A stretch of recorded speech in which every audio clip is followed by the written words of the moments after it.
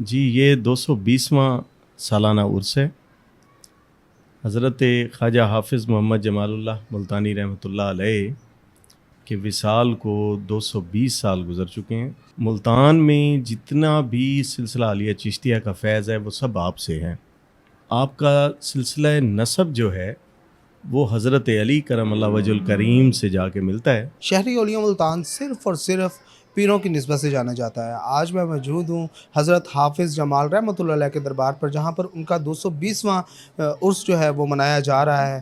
یہاں پر تمام زائرین بھی موجود ہیں، اور یہاں پر جو ان کا عرس کا پہلا دن ہے وہ کس طریقے سے منایا جا رہا ہے، آئیں آپ کو دکھاتے ہیں۔ جی یہ 220واں سالانہ عرس ہے۔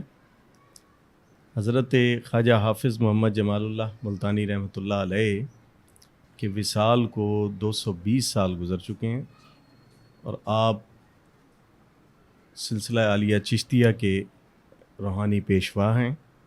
ملتان میں جتنا بھی سلسلہ عالیہ چشتیہ کا فیض ہے وہ سب آپ سے ہے۔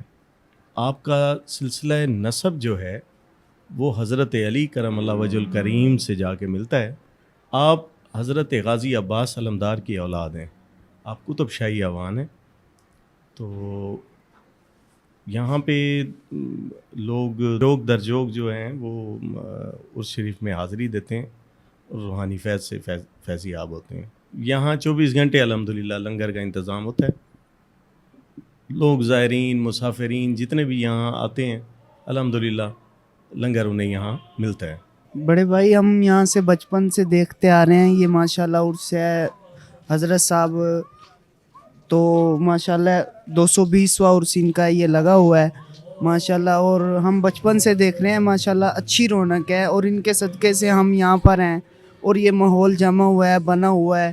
تو ماشاءاللہ ان کے والدین کی جو قبر مبارک ہے وہ بھی ادھر ہی ہے، نزدیک ہی ہے، ادھر بھی ہم جاتے ہیں ادھر بھی آتے ہیں، اور بھی بہت سارے ہمارے ملتان میں ہیں نا جو، تو ماشاءاللہ ہم انہی کی اس سے ہیں، یہ اللہ کے ولی ہیں، تو انہی کی خدمت سے ہم چل رہے ہیں، اور ہم آتے ہیں خوشی سے آتے ہیں، اور ہمیں یہاں پر خوشیاں ملتی ہیں، سکون ملتا ہے جو دنیا میں اور دنیا کے کام میں باتوں میں نہیں ہے، اور اللہ کا شکر ہے ہمارا وقت اچھا گزرتا ہے۔ آج پہلا دن ہے ان کے عرس کا، کل بھی انشاءاللہ محفل سجے گی لگے گی، اور پرسوں بھی ایسے ہی ہے، پرسوں دعا ہے انشاءاللہ سب حضرات آئے شامل ہو دعا میں اور مقامات حاصل کریں اپنے۔